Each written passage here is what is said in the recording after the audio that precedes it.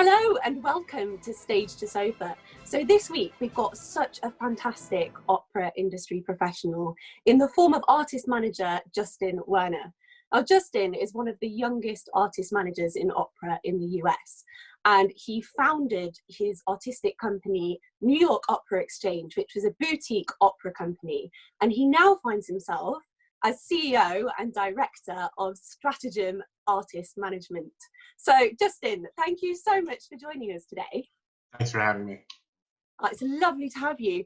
So I'm just wondering, how are you coping in this sudden massive time that we find ourselves with? So I think it's a time where the industry gets to reset. It's obviously a really tough time for the entire industry. You know, it's not an acute tragedy where a fire happens in a building or there's a hurricane in a certain area. I mean, worldwide, every entertainer is basically unemployed. And for us on our roster, it's been a really interesting journey for each individual artist as they mourn the lost work that they have, the relationships they won't be able to make for a delayed amount of time, and each artist coming back to singing at their own pace. I have singers on my roster who have been practicing since this hit, and I have singers who haven't sung a note since it started. And I think either of those paths is totally legitimate. We all need to deal with this crisis the best we can. For us at Stratagem, I think continuing to work on projects that test us creatively and keep us on the cutting edge of the industry are really important.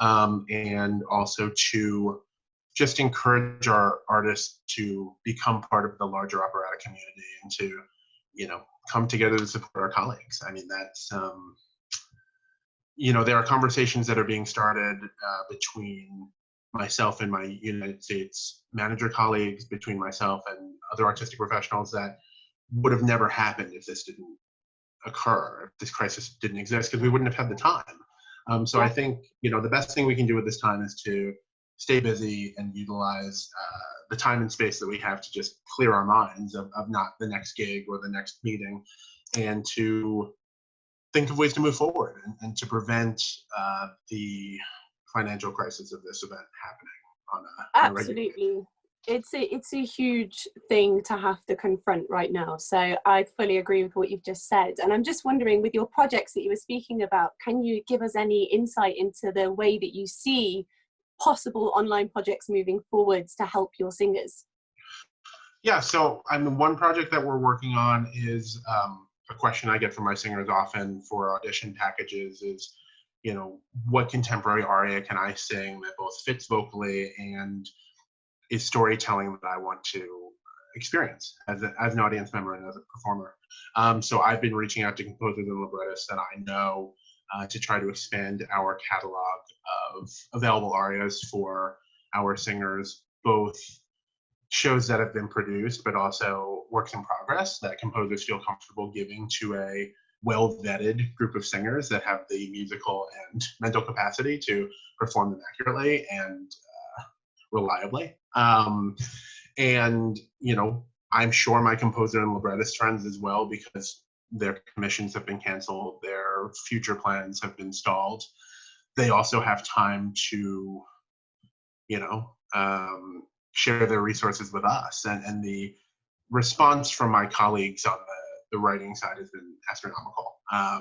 And the amount of amazing work that now I get to sort through and divvy out to clients and then have them buy from their publishers, I think, supports the industry in so many ways. And also is an opportunity for producers, our colleagues, and my singers to experience different points of view from not the top 8 composers that are constantly performed, which of course there's a reason they're constantly performed. Especially for us as an American firm, I feel it's really important for American singers to perform American repertoire because our vernacular, our language is something that we hold really dear. And I know at my time studying at RCM, there was a lot of English repertoire. There was a lot of Vaughan Williams and a lot of Britten. There is. That history, especially of the composers who attended RCM, which I know by heart now because I've been told many times. It's incredibly important to continue that tradition. And you know, one of the first composers I spoke to when we started this process was Ian Bell, who's a wonderful English composer, who's Jack the Ripper will be at Opera North hopefully this fall. And, you know, we talked a lot about how for English singers, it's so important to just be aware of what's being produced around you to, you know, it's also honestly a way to get jobs, to know these folks and to have them at top of mind. But more importantly, I think for a storytelling point of view, to have, for us, really American stories being told by folks who've lived them, by folks who have been, you know, primary considerations within these things. That's really exciting for me. And not that Mozart, Donizetti, and Verdi aren't, but I do think it just adds a little bit more personal connection to someone's original baggage and the authenticity. That's really interesting that you brought that up. And also, I know that you touched upon slightly being having some time at the Royal College of Music. So that leads me to my next question. Obviously, you've got a phenomenal roster of colleges on your CV that you have vocally trained at. So you were a classical singer before you turned artist manager. I'm very curious now to know, what point did you find yourself where you thought, actually, I think I want to go into a different path or a different strand of this industry? At what point did that happen for you? There are a lot of twists and turns. Definitely wasn't singer to artist manager for sure. So I didn't grow up with opera. My first opera that I ever saw was my first year at university. I saw a wonderful production of La Boheme at my school. And, you know, before I discovered classical singing my senior year of high school, I thought I was going to be a business major and go to business school.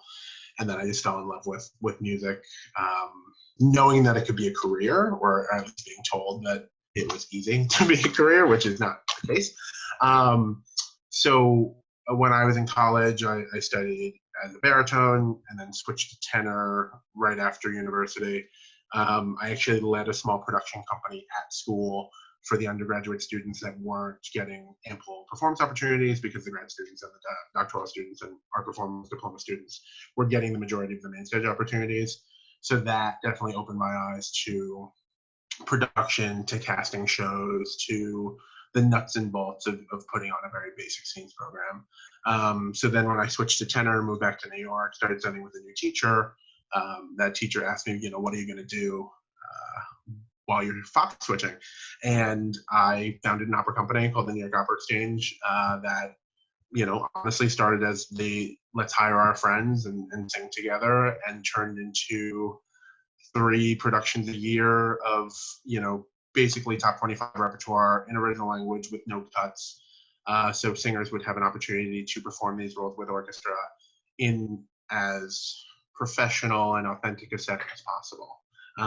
And I learned a lot. I wore a lot of different hats as the artistic director of a company. You're putting up set, tearing down set, you're helping with costumes, you're running out for coffee for people, you're talking to every single artistic professional that you hire. And I think one experience that I found really valuable is, before I hired anyone for a job at my company, I did that myself. So I would really understand what that person was going through. And, you know, not that I'm a master sewer or anything like that, but I at least tried. And, you know, I directed a show sort of by accident at that company. I did a Traviata, which was an incredible experience. And for about a year, I was sort of convinced I was going to be a stage director, which didn't work out, and nor do I have the talent to do that. But, you know, during that time, I was in grad school as a singer and got 4 or 5 lessons into grad school and just couldn't sing a high note. It was such a tenor moment, and I had this realization that my skill set was better served elsewhere in the industry, and that my colleagues who would be out drinking the night before, would wake up 10 minutes before rehearsal, would show up and just be producing such high quality sounds. And I would warm up for 6 hours and slave away at the piano, and it just wouldn't get there. And I interned at ING Artists, which is, you know, one of the biggest worldwide artist management firms in the world, and learned a ton about what I did and did not want to be as an artist manager. It was an amazing experience, and I met colleagues that I'm still friends with to this day. And going from intern for those folks to now colleagues is really exciting. It's Yeah, been a I really can imagine. fulfilling experience. And, some of those people at IMG have branched off and started their own boutiques, and we have a much similar experience now. It's really exciting. So yeah, I mean, I would sit at lunches with singers during rehearsals, being in shows with folks, and I would talk to them about, what do you have planned for your career? What's the next step? What training are you doing? What areas are you working on? And there were questions I was asking even in my undergraduate work. Like, I'd sit with singers over many years and ask them, like, what are you working on? What is the goal post school? And I think people are so tied up within the current situation that they don't often have a platform to talk about the future. Yeah. And that's what artist management is to me. It's sitting down with an artist. It's putting together a plan. Of course, being prepared for any pivots along the way, but just to be a sounding board and to be an educated consumer about both repertoire and what companies in your jurisdiction are doing. Worldwide trends in opera. I mean, we track all of this stuff. And,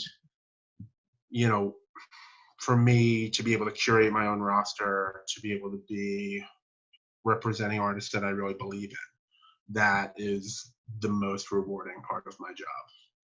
That's amazing. It's amazing that you found something that gives you that equal passion, and even maybe perhaps more passion than you had for your own vocal journey. Maybe it's you found it in a different way, is what I'm getting the gist of from what you said. Absolutely. I get much more pleasure, like long-term joy, from my clients singing and seeing their accomplishments and calling them when they get a major gig and showing up to their engagements. I mean, I remember 2 years ago now, one of my clients went on at the Met for Queen of the Night. She was the cover, and Katie Lewick got sick, and I was sitting in the orchestra weeping. I mean, it was. Oh. I never felt that way about my own singing. I mean, it's so phenomenal, isn't it? It's amazing. And I'm just thinking about those young singers that may be watching this right now, feeling like they may want to go down a different path or a similar path to what you have. What would you say to those young singers watching this right now? So for me, my stopping my own singing was a very long and arduous personal journey. There were times where I thought it was a waste to get 2 degrees in opera and then not to sing.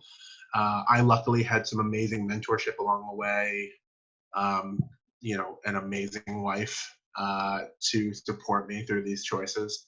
And, what I would tell them is, there are so many ways to be involved in the operatic and classical music industry that in most cases will be more impactful than an individual singer.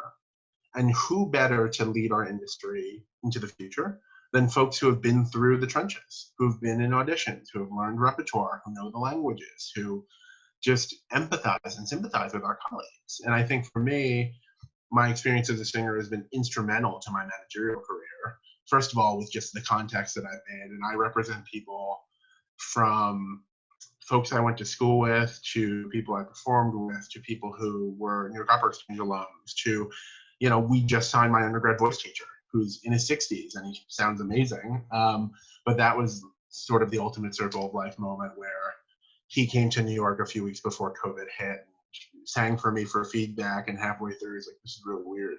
14 years ago you were in my studio and I was teaching you.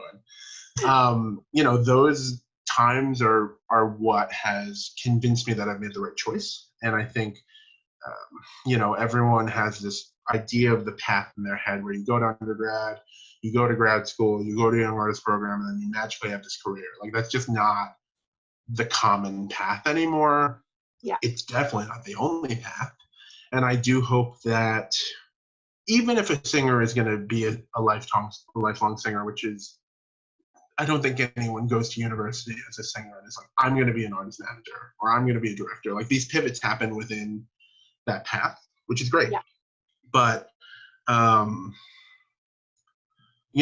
for singers to experience the other side of the table, to watch auditions as an adjudicator, to direct a scene, to just talk to your colleagues as that other role, I think will so inform what everyone does as singers as well. And it's something that I definitely am incredibly strongly recommending to my singers, is if you have a chance to direct, if you have a chance to teach, if you have a chance to produce something, do it, because you'll appreciate who's around you that much more. Yeah, absolutely. I fully agree with that, completely 100%. And I guess my final question is, what piece of advice would you give to 18-year-old Justin? So I was asked this question in another interview a few weeks ago, and I really don't think I would change anything. I think I went to the right undergrad. RCM was a huge wake up for me, because the European way of singing and expectations were a lot different than what I had in the States. And just being aware of that is huge. I ran my opera company at the right time. I met my wife at the right time. I've had the right mentors, had, places in my life. So I would just tell myself to follow the path, and there will be many ups and downs, but you'll find your niche. And, to take every opportunity that's put in front of you, even if it looks like something that might not be worthwhile. Because the experiences I had, in 5 years of running an opera company, I definitely didn't make any money, but I learned an incredible amount. I mean, it was my doctorate in opera production. Just having my hands in so many different aspects of what makes a production has informed every choice that I've made with my career. And, my first artist management firm, I started with a partner who I thought was the right fit. It didn't end up being the right fit, but it was an invaluable experience to learn that. And now to be running the firm on my own with an incredible colleague, who honestly I've known for this whole time, like, things just fall into place. And I've been really lucky in that regard. So yeah, I would just tell my 18-year-old self to trust your instincts, and also to really trust the mentors who have been put in your path, because they're usually there for a reason.